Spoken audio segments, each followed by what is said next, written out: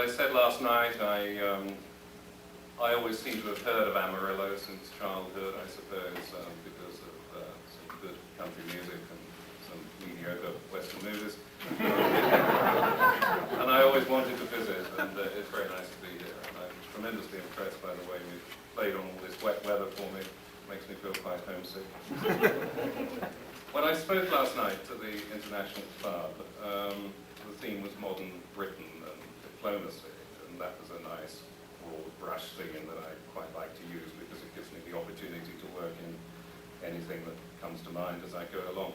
Today's subject, doing business with Scotland, is by contrast much narrower, but I nevertheless still need to provide some general background, and for those of you who were there last night, I apologize to the extent that this duplicates what I said last night, but it's only the first bit of it, and it's really my essential message as I travel around this vast consular district of mine.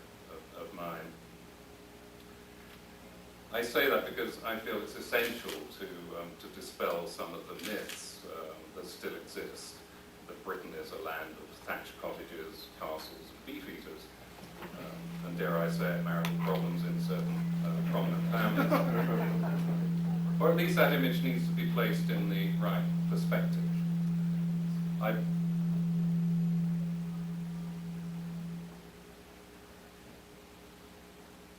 is that all right? Can you still hear me?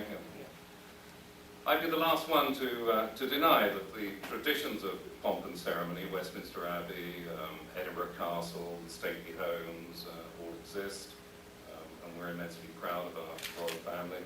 What's left of it? The Queen, I think one really has to separate the Queen and her generation from the marital problems. Someone described the day as D-Day and Divorce Day just now. The Queen has just celebrated her 70th birthday. She exerts a powerful influence on the leadership of the country outside the ebb and flow of day-to-day politics. And she is immensely respected abroad, so she's unique in that sense. And I think it's a great asset to our country to have the royal family and to have the monarch playing that role, provide what we call in cricket a long stop. I don't know what the baseball equivalent of that is. And the history and tradition of Britain contribute importantly, of course, to the quality and way of life in Britain. They provide a depth to our culture, which many of you share historically. And more prosaically, they contribute to our tourist trade. Britain is now the 6th leading tourist destination in the world. But central as these traditional aspects are to the fabric of our society, there's very much more to modern Britain as the enterprise centre of Europe, and to Scotland as the preeminent high-tech centre of Europe. And I'll be going into that in more detail. Silicon Glen, as it's now known, manufactures 40% of all personal computers in Europe. Our economy, thanks in many but not all respects to the then Mrs. Thatcher's reforms, has been transformed. And I could present you with a whole range of statistics, but I thought I'd instead dwell on two key indicators.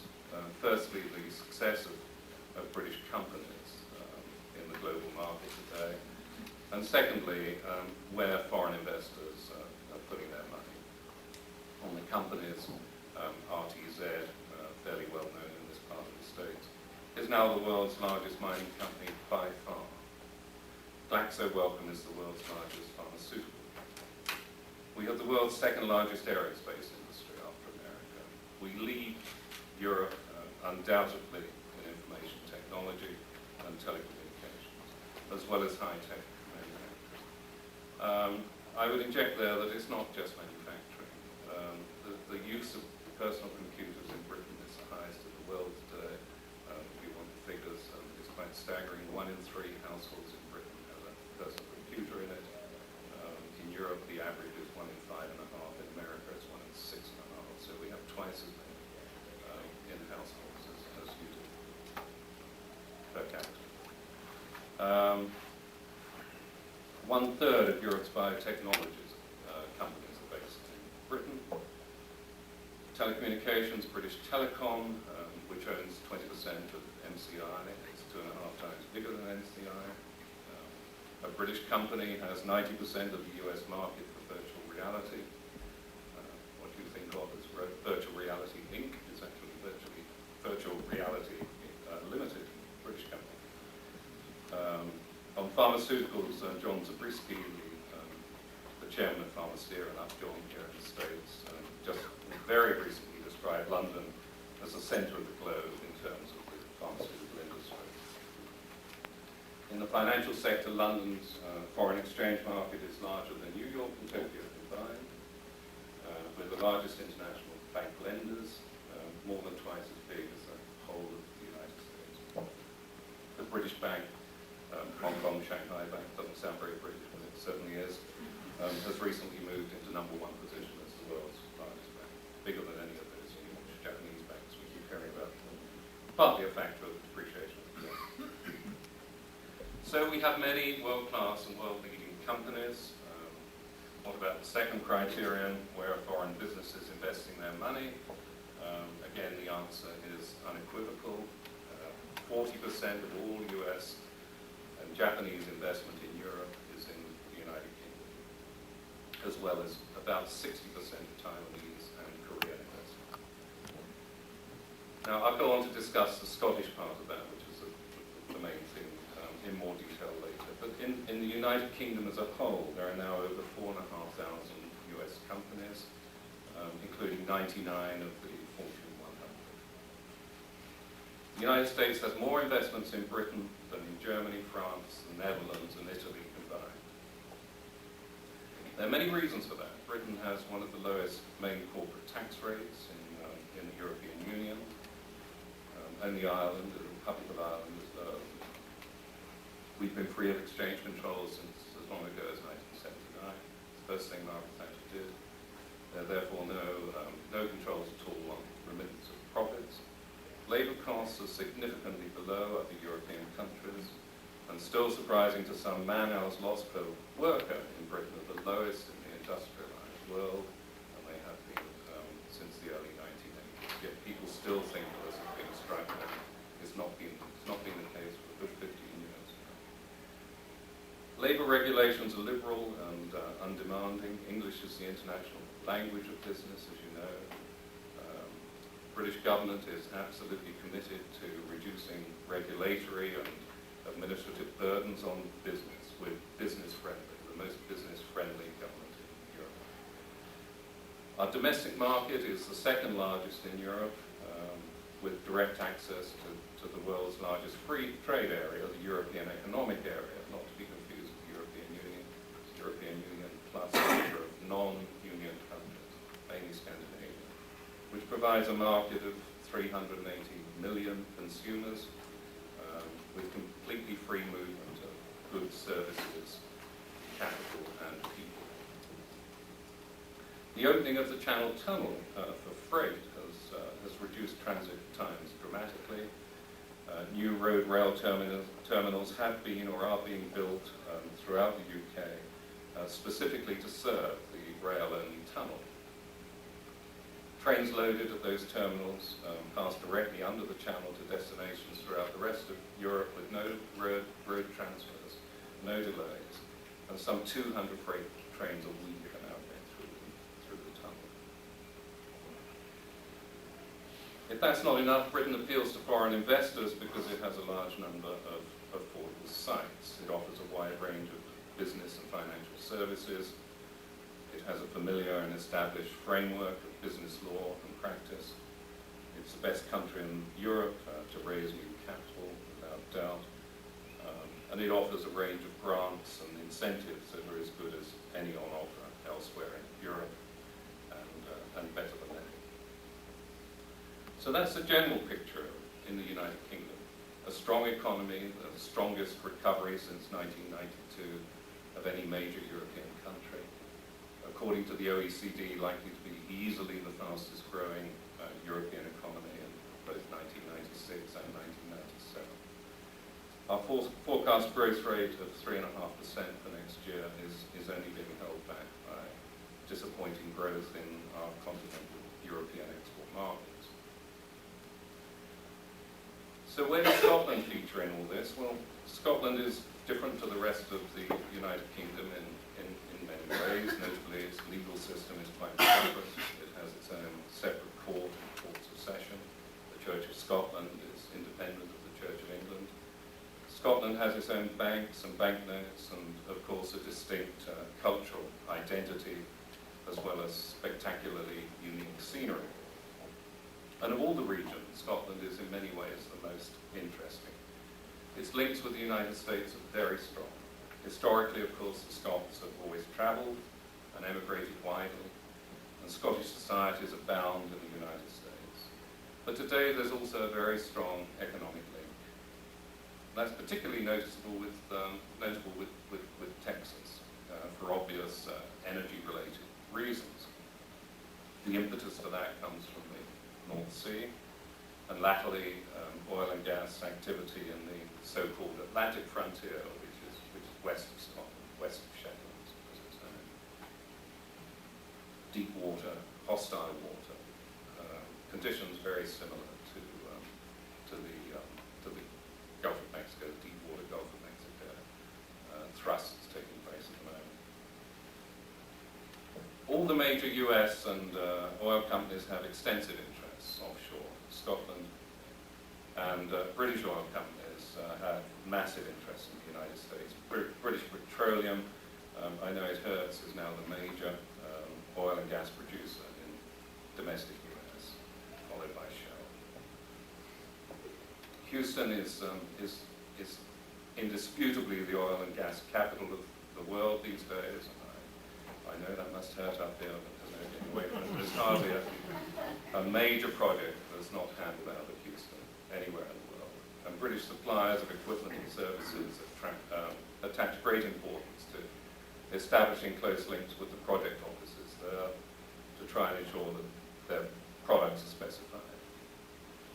And the evidence of this, as I mentioned last night, is in the strength of the Houston Grampian Association, Grampier is the region around Aberdeen,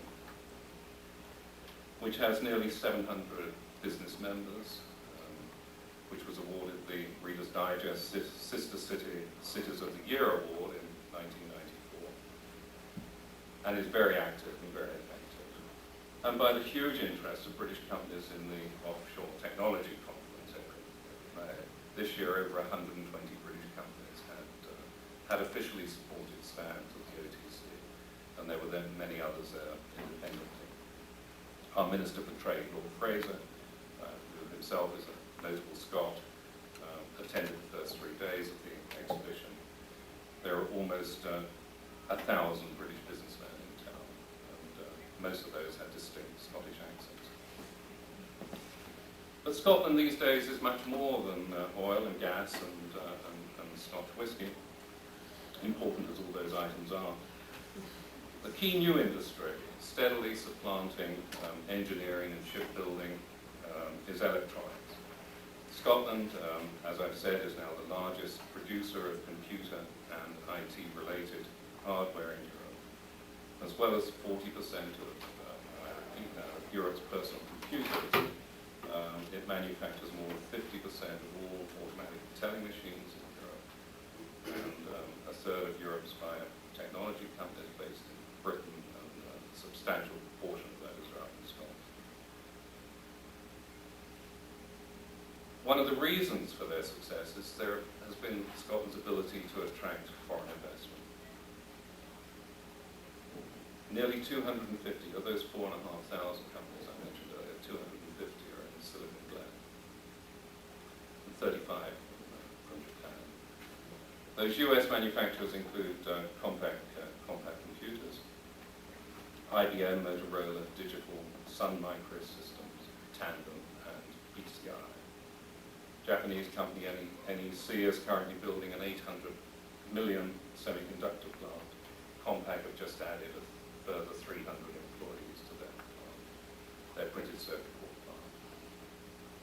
Just last month, 2 Taiwanese companies, Lite-On Technology Corporation, which is now the world's 5th largest computer monitor manufacturer, and Chunghwa Picture Tubes announced their further $500 million worth of new investment for $4,500.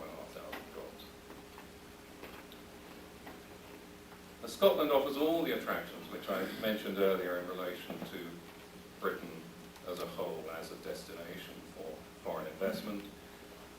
It also has a mature and well-capitalized financial sector centered on Edinburgh. We talked earlier about the involvement of British capital in the development of Texan ranches in the last century, and an enormous amount of that came out of Edinburgh. Excellent transportation facilities, good motorways, trunk roads, 4 international airports now at Glasgow, Edinburgh, Prestwick, and Aberdeen. Direct flights to several major cities in the United States and to almost every city throughout Europe. Hourly shuttle services to London from both Edinburgh and Glasgow. So despite being the northernmost region in the UK, it's by no means isolated from the rest of Europe. There are several, for those of you thinking of investment or interested in investment, there are a number of so-called assisted areas in Scotland where some of the best UK grants can be obtained. Details of those can be obtained either from the Invest in Britain Bureau or the regional investment organisation located in Scotland, which has a representative by the name of Jim Haggerty, based in Houston, and I'd obviously be very happy to give you details both of Invest in Britain Bureau and located in Scotland. There are also two major Scottish regional development agencies. Scottish Enterprise is one, and the other is the Highlands and Islands Enterprise Board. Now, most of what I've said so far relates to investment in both directions. Although I haven't said much about British investment here.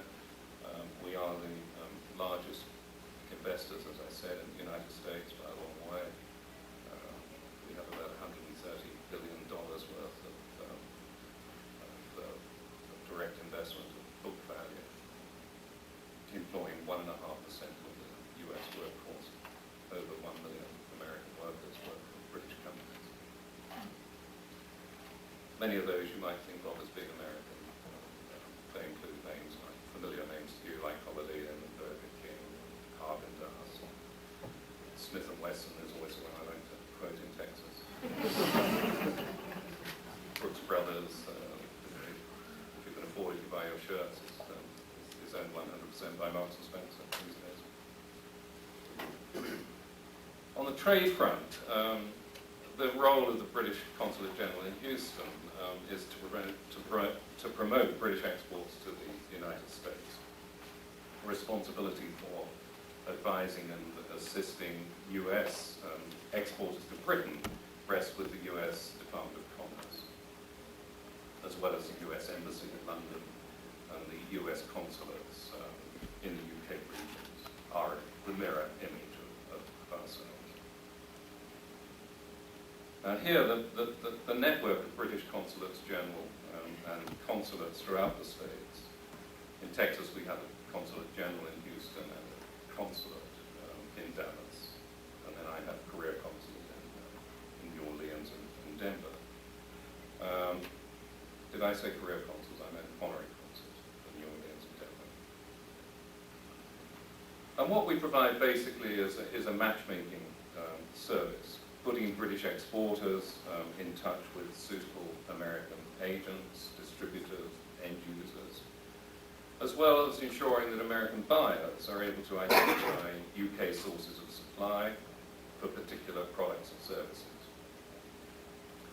Before I explain how we go about this, I should perhaps say that in all our consulates we employ a mix of UK-based staff, very much a minority. The commercial managers throughout the United States tend to be UK-based staff, career members of the diplomatic service on assignment here, together with a much larger number of US-engaged commercial officers and assistants.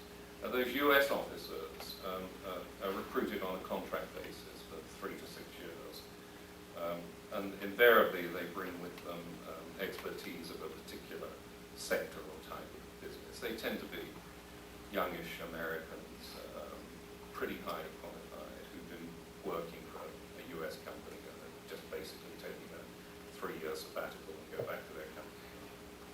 we find it works very well.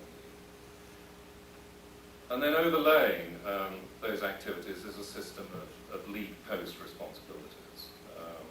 So Houston, for example, and obviously takes the lead on inquiries about energy, Seattle about aerospace, Detroit about automotives, and so on.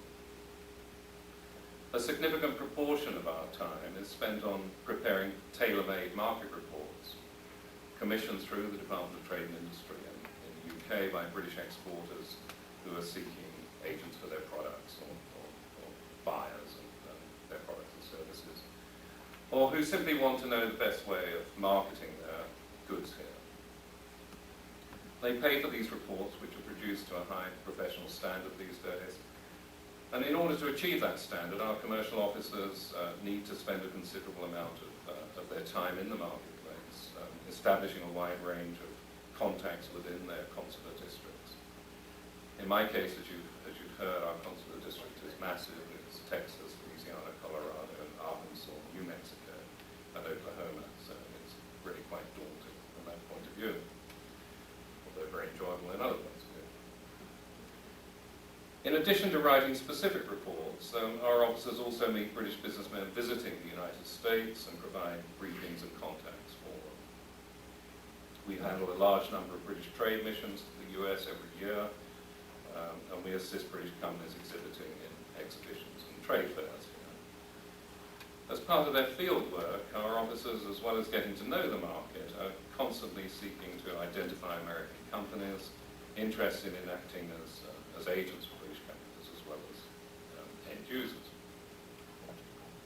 US companies like yours, for those of you who are in business, who are seeking sources of supply from the UK can use free of charge through our commercial offices and consulates our computerized export intelligence service, which sends details of your requirements to those British companies that have registered an interest in supplying the market. In addition, we also have a wide range of information about British products and services in our commercial section, libraries, both in the form of directories and CD-ROM, much more of the latter these days. I brought with me a supply of brochures describing those services in more detail and telling you how to get hold of us if you do have any inquiry. We hope very much that you will. So that's a thumbnail sketch of Britain, a modern, business-friendly economy, attracting foreign investors in droves, a brief description of how we can help you import our goods and services. As I've said, it's for the US government services to advise you on how to export to Britain. Although it's not my function to advise you on that for that reason, I thought that what I might do, because I'm conscious that most of you are actually much more interested in exporting than importing, to let you have one or two tips from the summer 1996 edition, just published, of a magazine from the British American Chamber of Commerce in New York, called UK and the USA. And they laid out 10 commandments to US exporters, with an introduction debunking the theory that if it's good for the US market, it's going to be good anywhere else, particularly in the UK, because they all speak the same language. And they describe how even the mighty have stumbled and fallen with those words ringing in their ears. This article, I emphasize, is written by an American management consultant. And it describes how the UK can be the most treacherous market of all, because exporters are lulled into a false sense of complacency by this supposed common language. They quote, for example, a well-known, I did have the name in there, but I thought I'd better take it out, a well-known Tex-Mex fast food chain. You can work there. Which discovered against all its expectations that the British did not have the same appetite for fast Mexican food as they do for Chinese and Indian cuisine. And they described how a US pharmaceutical giant, beginning with M, was driven back from the market by surprisingly fierce competition. And yet they say there's never been a better time to try than now mainly because of the strength of the economy. And that things American are increasingly popular in Britain. I thought they always had been, but this is what the article says. US exports to the UK rose to $28.8 billion last year, which compares with $22 billion in 1991. So your exports are strong and healthy. Many of the Ten Commandments apply to most markets, and I don't really have the time to quote extensively, but they're just one or two extracts. For those of you who are students here who haven't heard of this before, I'm sure, the importance of doing your homework, being your own devil's advocate. Ask as many questions as possible. Along the way, they say, you may have to jettison some cherished financial ratios. Many US-based retailers are staggered at the cost and long lease terms of high street property prices in the UK, which can run at double or more the rates for a comparable US location. As for all markets, they emphasize the importance of finding the right partners and honouring the local culture. We say the same thing the other way around. The language, we all have heard the aphorism, two countries divided by a common language. They emphasize too that British culture is different. I would add to that even more different in Scotland. And understanding British attitudes, motivations, tastes and preferences will spell the difference between success and failure. And whilst you shouldn't underestimate the competition, like this well-known Tex-Mex fast food chain, nor should you overestimate it either. There are always niches in any market, and some of those are quite large. They quote, and because this is favourable, I can give you the name, they quote Landmark Express, which is part of the AIG insurance group. And they were investigating quite recently, about 2 years ago, I think, the launch of a direct market car insurance line in the UK. And they quickly discovered that the competition was powerful, as it is, and that it enjoys an extraordinary degree of customer loyalty in Britain. But digging deeper, they discovered that there was a huge underserved market, and that arises because 2/3 of new cars in the UK are bought by companies, cars being a major executive perk in Britain. And Landmark discovered that a mainly retired group of over 50s, whose auto insurances had previously been covered by their employers, had difficulty in finding economic insurance rates because they hadn't earned no-claim discounts, which are terribly important in Britain. You normally run on a 60% no-claim discount. And they didn't have that because they hadn't built up any long-term relations with with insurers. Now, Landmark, I mean, why a British insurance company didn't discover that, I don't know, but Landmark saw that gap. And in the first 6 months of operating in the UK, they took 20% of the business from the established market leaders. Thus, the conclusion is research, research, research. On the other hand, they quote an example of a major US healthcare corporation. It was actually Baxter's, who didn't do their research. They were trying to sell a disposable tool to primary care physicians, what we call general practitioners in the UK. In the US, the PCPs routinely take samples of spinal fluid when patients complain of lower back pain. Now, this is done in the US, believe it or not, to protect doctors from subsequent malpractice suits. The reason they couldn't sell this product in Britain is that the threats of lawsuits just don't exist in the same way as they do here. It took them a long while to find that out, and they lost a lot of money before they pulled out of the UK. And basic market research would obviously have prevented that mistake, and there are many highly competent UK market research companies to call upon. Another thing they'll tell you, according to this article, is that telemarketing is nowhere near as effective in the UK as in the US, and I would certainly agree with that. British buyers attach much more importance to personal business. And remember too, and this comes as something of a surprise, that the UK's national media is unquestionably more powerful than in the US. The combined circulation of national daily newspapers is about 20 million copies, which is about 6 times greater than the readership for national papers in the US. The distribution system in the UK is also very different to the US.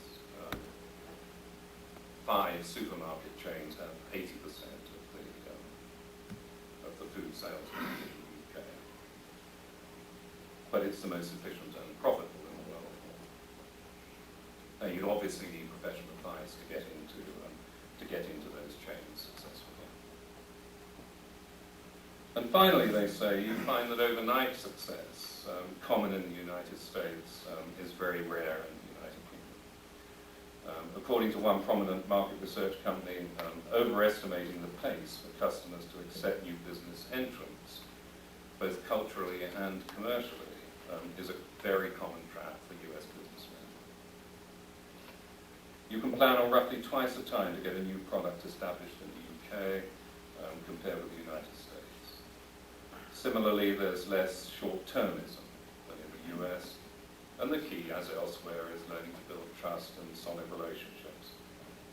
And you're warned too that you will have to be patient about profits.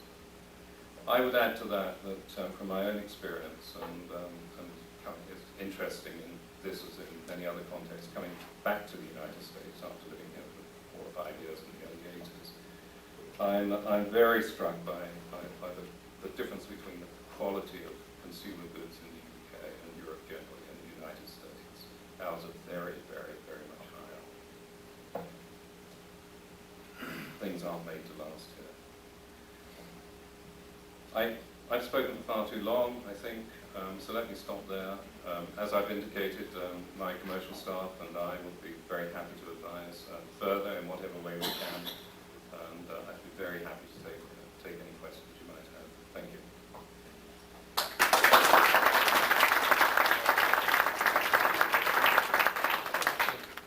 Questions for Mr. Bacon? Sorry. Mr. Bacon, several times in your speech you alluded to the fact that the culture, the attitude, the preferences are very different. Could you elaborate a little bit on something more specifically? People come from here to talk, what kind of things they should talk, not talk, how should they conduct negotiating, those kinds of things.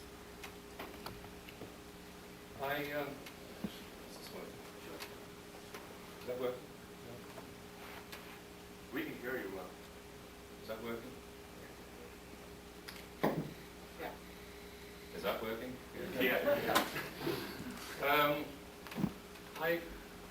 I heard a presentation recently. We organised a seminar in Houston under the auspices of the British American Business Association on investing in Britain. And there was a very interesting presentation by a chap who's quite a senior executive with Enron now, who set up the Enron plant. They've got a huge cogeneration plant, Teesside, 50-50 joint venture with ICI.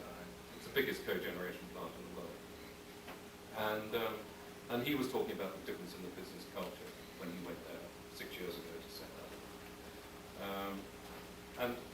And he emphasized the lead times, the difference in particularly in the time it takes to reach decisions.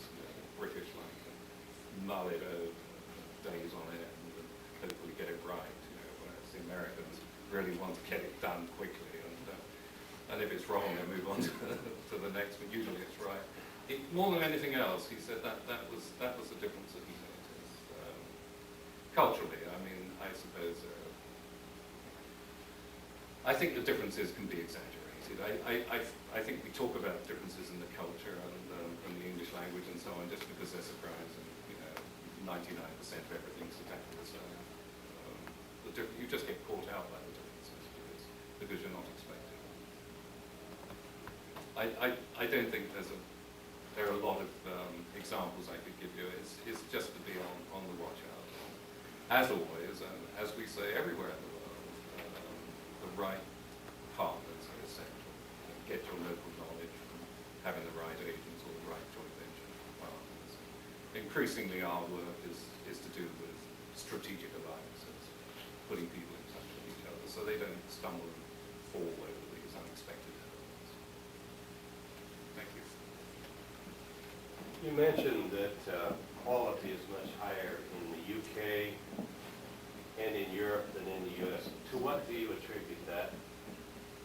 I would put it down to a certain insularity. I would, if you want, a frank opinion, which I'm sure you do, whether you agree with it or not.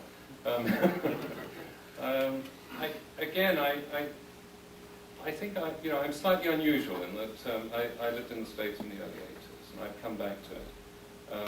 Britain has changed so dramatically since the early 80s.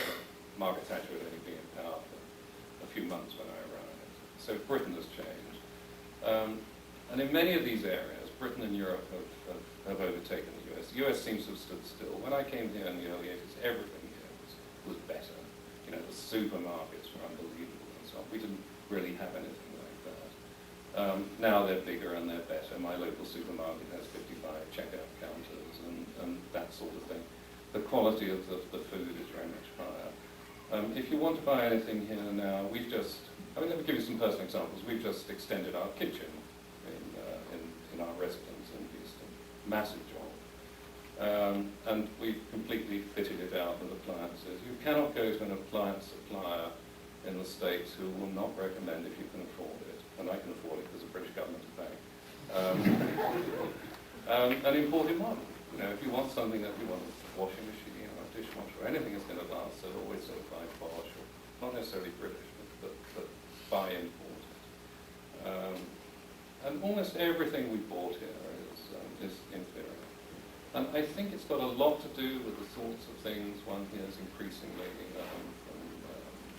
from the extreme right in the House of Representatives, for example, on import protection.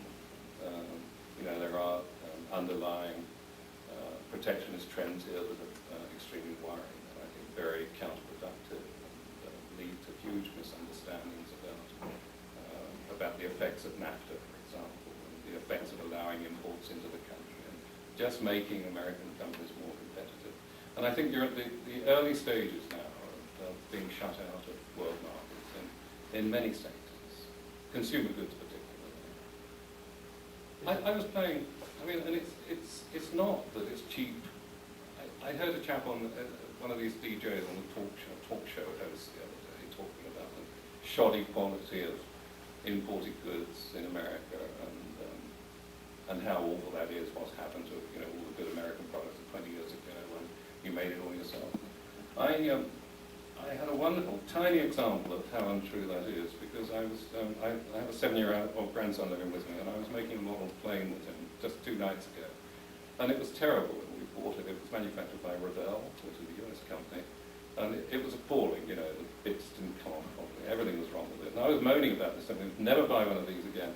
And he said, we've already got one. And he went upstairs and bought down another packet, Revell, exactly the same, US company. We compared the packets. One I bought in England when I was last on holiday, and one I bought here.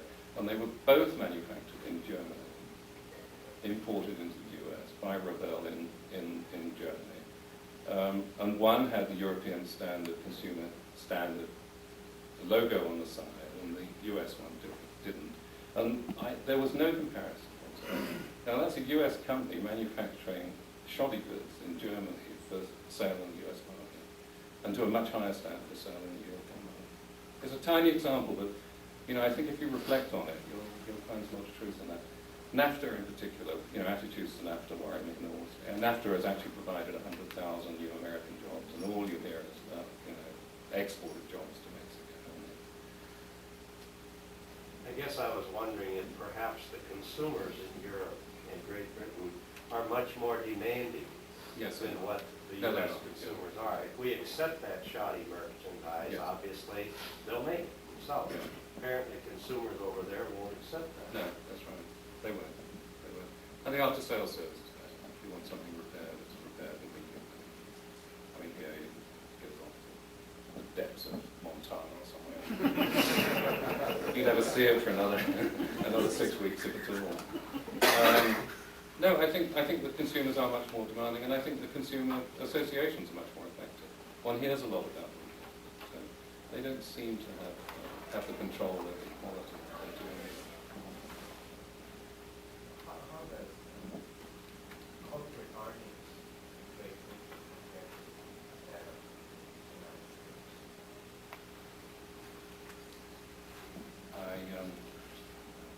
I don't know.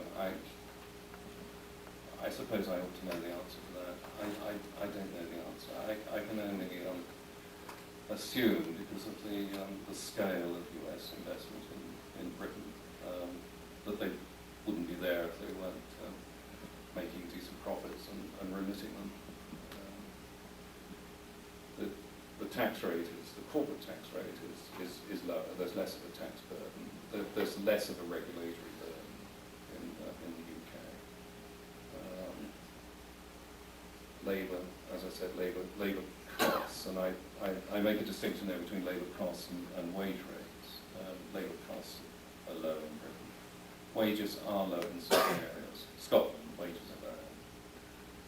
But the cost of labour is low because we don't have the restrictions that the rest of Europe has.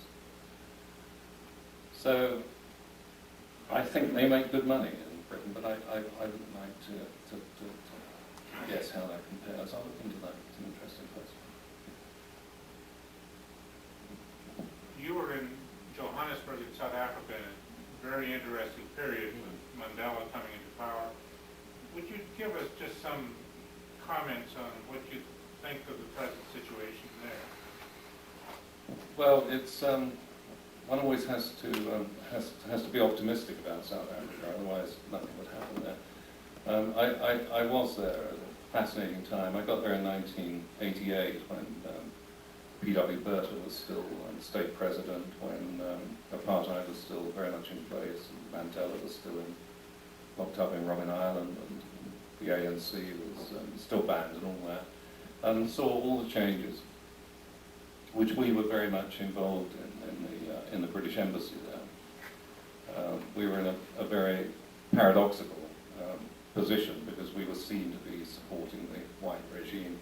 We weren't as enthusiastic about sanctions as the rest of the world, and we took that attitude because we felt that the only way to bring about change there was to engage the white regime in some sort of dialogue rather than isolate them totally. The Americans took the opposite view, and I actually think that the combination of those two policies was what brought about change. I mean, I do think sanctions worked in the sense that they forced South African whites to realise just how repugnant their policies were regarded elsewhere, and because it did make life difficult for them economically. I don't think anyone, who arrived in South Africa in the late 80s could have dreamt for one moment that there would be such a dramatic change there. And there was an awful lot that could go wrong, and there still is an awful lot that can go wrong. I think all I can say is that what's happened is really quite beyond anyone's wildest expectations just 5 years ago. And one wishes them every success. What's worrying now is in South Africa is the security again. It's criminal activity is horrendous now. If you think the murder rate is high in US cities, Johannesburg is 10 times higher than any city in the US. I could give you the figures on that. For the countries as a whole, the murder rate in Britain is 1 per 100,000 citizens. In the US, it's 9 per 100,000. In South Africa, it's 89 per 100,000. So that's one problem. The other is the economy. The rand has collapsed somewhat in the last couple of months, but it's a country with enormous natural resources and human resources. And I've still got a very small investment there, which I'm keeping.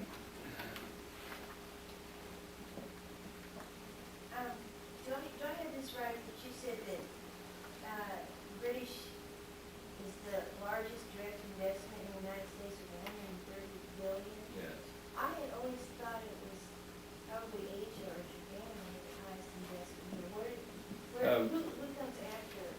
Japan comes, we were the highest for many years. There was one year, and I think it was 1992, it may have been 1993, where Japan was bigger than us. I'm just wondering, it may have been slightly earlier, 91, 92, it was around the early 90s, when there was enormous Japanese investment mainly in property,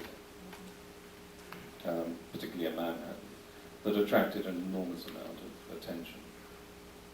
So there was a short period where Japan was bigger than us, but two things happened. We continued to invest at a higher level, and property prices collapsed, and it really couldn't have happened to nicer people.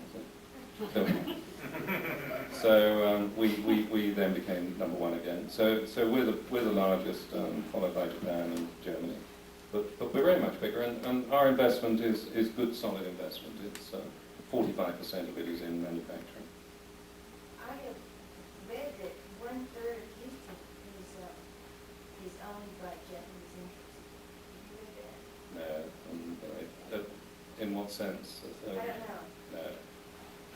They have our investment in Texas is very, very much larger than the Japanese investment in Texas.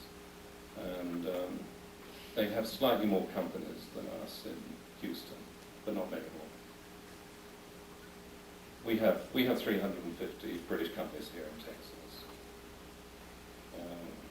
That's an investment of about $8.5 billion, employing 70,000 Texans.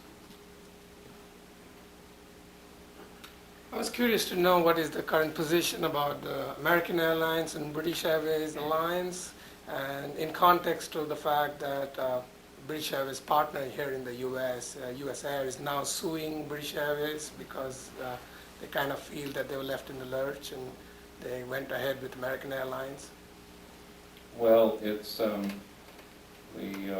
very topical subject. I read in the Wall Street Journal this morning that the current round of talks, the latest round of talks that were scheduled to take place today and tomorrow, have been broken off by the Americans again. The relationship between British Airways and American Airlines will be what we call a code sharing agreement. It'll be an agreement over ticketing and sales, marketing, that sort of thing. There's no exchange of equity in the way that there is between, or not between, but in the way that British Airways own 25% of US Air. That code sharing agreement needs the blessing of both the American and the American administration and the UK government. It raises all sorts of issues of monopoly and antitrust and all that sort of thing, both here and in the UK and in Europe. So it's going to be investigated by the European Commission, by our Monopolies and Mergers Commission, and by the various authorities in Washington. It would only go ahead if there's a certain easing of the restrictions on transatlantic flights that in particular the American airlines are keen to have relaxed, in particular access to Heathrow Airport. So it's a very complicated issue. It's all caught up to in competition between the US airlines. The other airlines don't want it to go ahead because it will, they feel, squeeze them out of the transatlantic route market. On the other hand, they would like to see some easing in the regulation and have better access to Heathrow Airport. But they are objecting to it, as is Virgin Atlantic on the UK side. There won't be any progress this side of the American election, that's for sure. I'm quite certain that these talks have been postponed and won't be resumed until after the election. But Washington Rule of Mill has it that there'll be a new transport secretary after the election. It may make things easier. He's not being particularly helpful in this context. But nothing's going to happen. That will not take place, whatever happens, for another 12 to 18 months. It's going to be a very long, protracted process. if you're going to project to the next 10 years, could you target an area of focus for foreign investment from the UK and for exporting as United States, Europe, or Asia?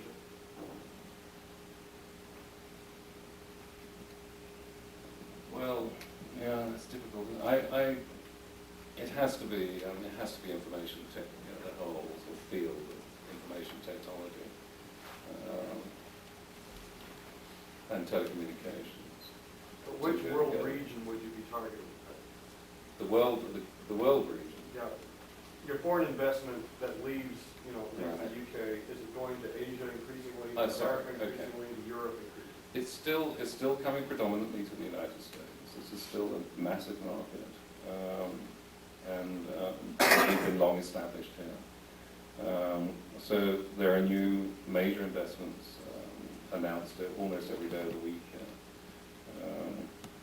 I mentioned two last night that have just happened. Premier Industrial has just been bought by a British company for nearly $3 billion. And Gates Rubber up in Denver there was bought earlier this year for over $500 million. So it's a continuing process.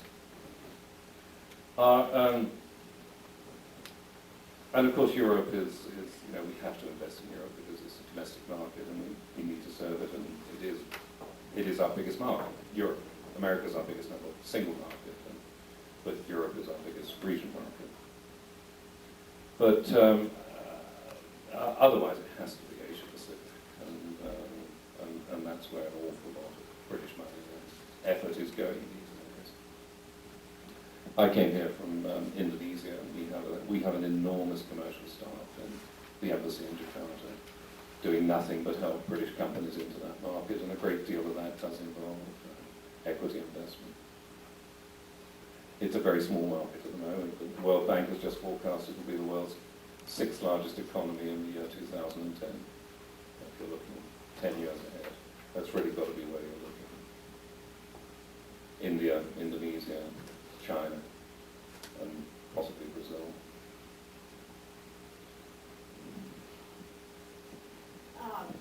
There are a lot of people who are students here, either in the university or people like me who still study, even if they're not formally enrolled in the university. In the span of your diplomatic career and working with commercial interests, what is the subject that you didn't know anything about that you wish you had studied harder or had known ahead of time? That you had to learn on the job that you might just... I think probably a hard language.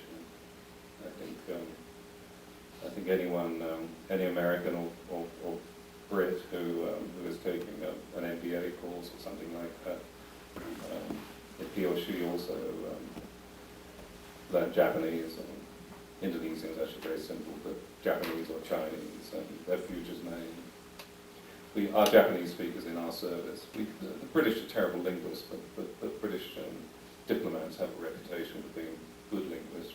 We invest a lot of money in it. Ours is the only embassy in Tokyo where all our diplomats are Japanese speakers. And as they move up through the service, there just aren't enough jobs because we've only got the Tokyo embassy and 1 or 2 consulates where they can serve in. So a lot of them get bought out by investment bankers or large British companies, and they will pay them an enormous six-figure salary just on the strength of their fluency in Japanese.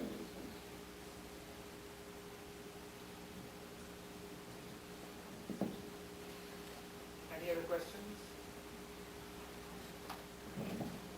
Before we conclude, I want to thank our West Texas faculty, Dr. Long, our president, our business community. But I would like you to know that we were also helped by SIFE, Students in Free Enterprise, and there are 500 chapters nationwide, and some of these guys have left their classes, but they helped me in this program. And last year, under the leadership of Professor Gene Walker and Dr. Jerry Miller, this chapter is one of the first 20 in the nation, so it's really good. And again, thank you very much, and we thank Mr. Bacon for his thought-provoking ideas and insightful comments, and we will see you next year. Goodbye.